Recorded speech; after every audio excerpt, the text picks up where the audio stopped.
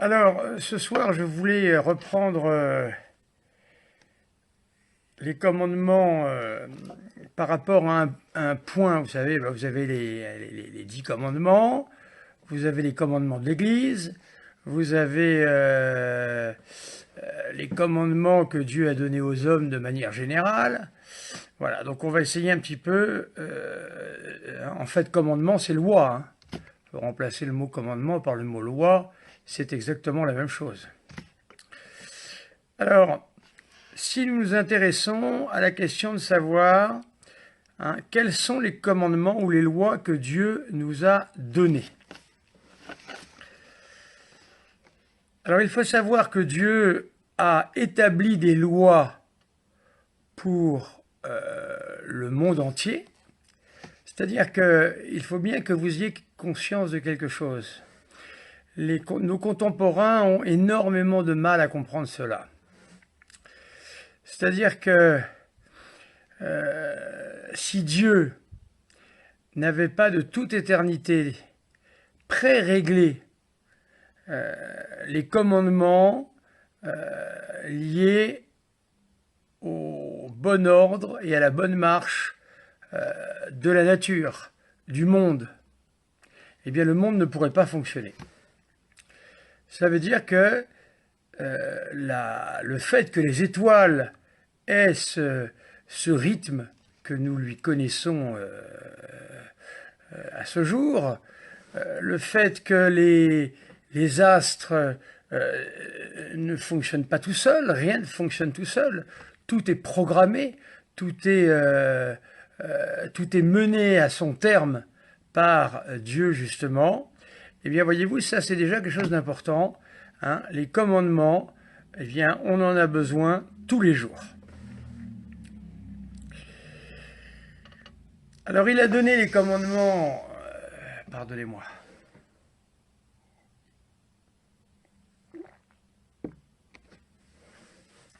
Il a donné les commandements aux astres afin que le monde puisse tourner normalement, ce qui échappe totalement à la conscience moderne. Et également, il a donné ses commandements aux hommes. Ce qui veut dire que les hommes ne pourraient pas, eh bien, avoir cette existence libre qu'ils ont si Dieu ne leur avait pas donné la loi et les commandements.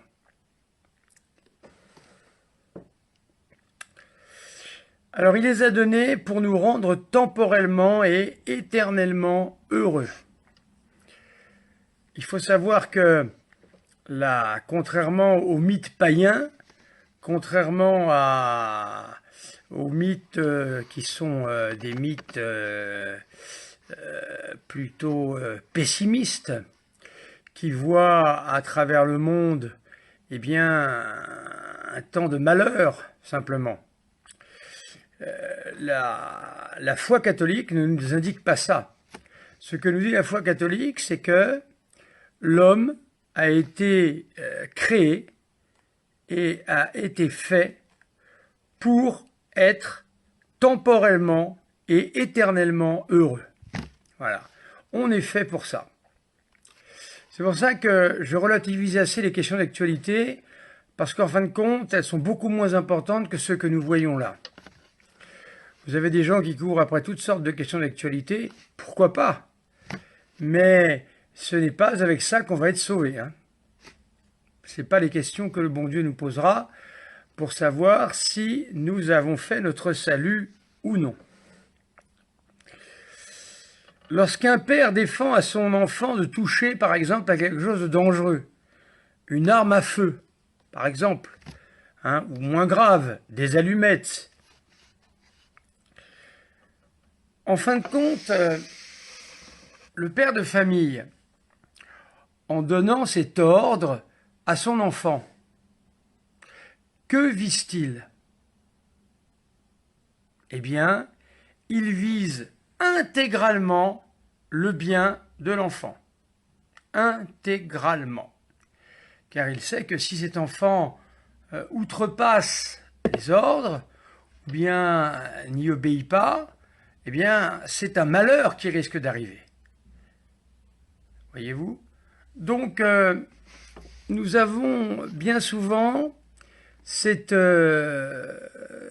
mauvaise compréhension des choses en disant les commandements c'est la barbe, ah qu'est-ce que c'est dur, ah si Dieu nous avait laissé libre de faire tout ce que nous voulons, etc., etc. C'est pas possible, chers amis, c'est impossible. Il n'existe aucun monde nulle part, même que Dieu n'aurait pas pu faire un monde dans lequel, eh bien, chacun est libre de faire ce qu'il veut, comme il l'entend. C'est pas possible, ça. C'est impossible.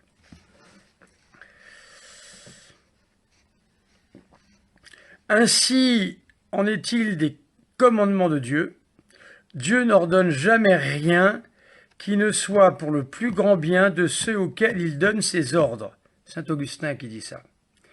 Donc pensez toujours ainsi, si Dieu donne des commandements, si Dieu nous entraîne à lui obéir, eh bien c'est véritablement pour notre plus grand bien. Dieu n'ordonne que pour nous faire la grâce de nous récompenser. C'est beau ça. Ça veut dire qu'en fait, quand Dieu pose un commandement, par exemple, eh bien, le commandement initial, hein, tu ne toucheras pas de l'arbre du fruit, sinon tu mourras. Eh bien, ce que Dieu a... Regardez, vous allez comprendre quelque chose d'important. Est-ce que vous vous souvenez de ce que Satan dit à Ève? Eh bien, il lui ment.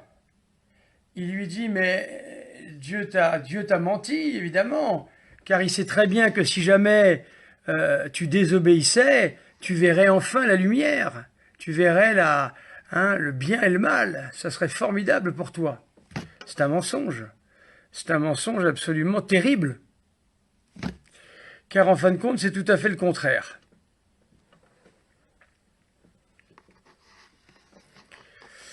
C'est-à-dire que le démon fait passer Dieu pour un sadique, une espèce de pervers qui va, eh bien, obliger Adam et Ève à obéir à des commandements auxquels on ne comprend pas vraiment le sens, hein. Sinon, ça va mal se passer. Ça, c'est la vision de Satan. Satan aimait ça dans la tête d'Adam et Ève. Or, c'est pas du tout ça, en fin de compte. La réalité est tout autre. En Dieu, il y a la volonté de nous récompenser. Vous voyez comme nous sommes mauvais. On est mauvais. On est mauvais. J'ai assisté cette semaine c'est pas cette semaine, c'est il y a 2 semaines, à un spectacle absolument effrayant. Une dame son mari était mort à l'hôpital. Moi, je lui avais donné les derniers sacrements. Et la dame me dit de sa hauteur, ah mais c'était un homme très bien. Il ne péchait pas. J'étais stupéfait. Mais j'étais stupéfait d'entendre ça. Je dis, mais madame, vous savez que le juste pêche 7 fois par jour. Vous savez également que le curé d'Ars, un jour, on lui a demandé à Dieu de lui montrer ses péchés. Il n'a tenu que quelques instants, tellement c'était abominable.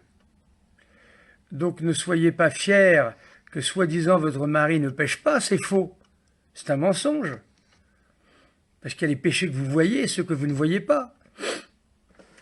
Donc, vous voyez, nous sommes dans un rapport faussé avec Dieu.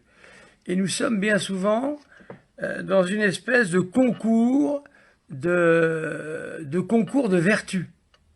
Comme si Dieu nous avait créés pour avoir un être vertueux. Magnifique, un être vertueux, une espèce d'Apollon, se contemplant, se regardant. Pas du tout. Mais Dieu n'a pas du tout créé l'homme dans cette circonstance-là. Pas du tout, du tout. C'est un mensonge complet et total. Les hommes d'aujourd'hui, de notre époque, pensent ça. et ne veulent en fin de compte avoir de relation avec Dieu qu'à cette condition-là. Si vous voulez, pour vous faire comprendre une chose un petit peu fine, les hommes aujourd'hui sont d'accord pour avoir une relation avec Dieu à la condition qu'elle ne soit pas à l'avantage de Dieu. Est-ce que vous comprenez ce que je veux dire? Ça veut dire qu'en fait, les hommes aujourd'hui sont tombés dans un tel orgueil, c'est inimaginable l'orgueil dans lequel nous sommes tombés. Eh bien, ils disent à Dieu, pas de problème Seigneur, hein, moi je veux bien discourir avec vous, je veux bien écouter les commandements, je veux bien ceci, cela, mais attention, hors de question de me dire que je suis pécheur. Voilà. Alors les bras vous en tombent évidemment, quand vous entendez les choses comme ça. Vous voyez? Donc en fait les hommes disent oui à Dieu, mais attention, à condition que Dieu n'ait pas l'outrecuidance de nous reprocher d'être des pécheurs. Voilà. Donc en fin de compte, la seule relation possible aujourd'hui entre Dieu et les hommes est une relation d'égalité. Vous comprenez? Est-ce que vous comprenez? Alors c'est délirant, c'est totalement délirant, mais c'est l'orgueil actuel.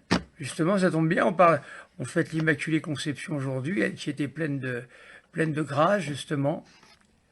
C'est délirant. Il faut que les compteurs soient à zéro. Pas question de devoir quoi que ce soit à Dieu. Voilà où nous en sommes.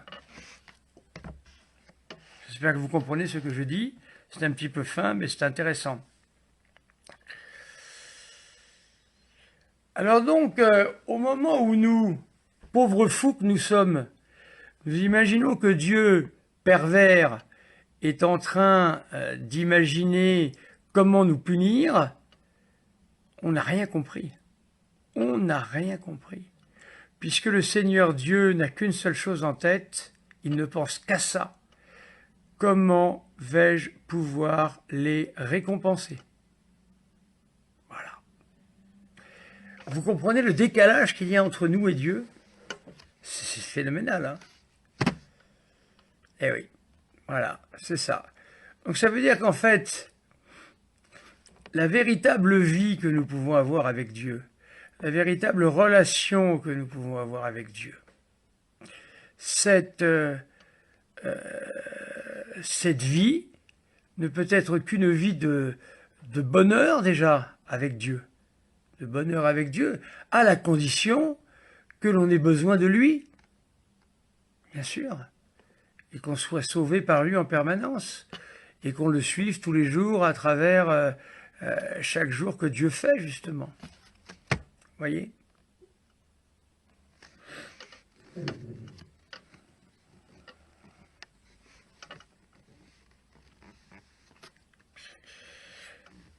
L'ordre de Dieu est donc déjà à lui seul une grâce.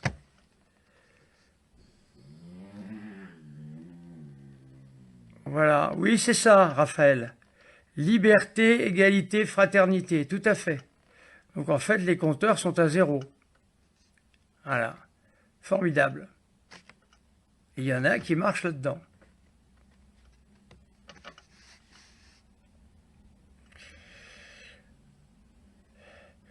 Un sage de l'Antiquité disait « Sans loi, l'humanité ne serait qu'un troupeau d'animaux féroces dont les plus forts tueraient et dévoreraient les plus faibles. » Voilà.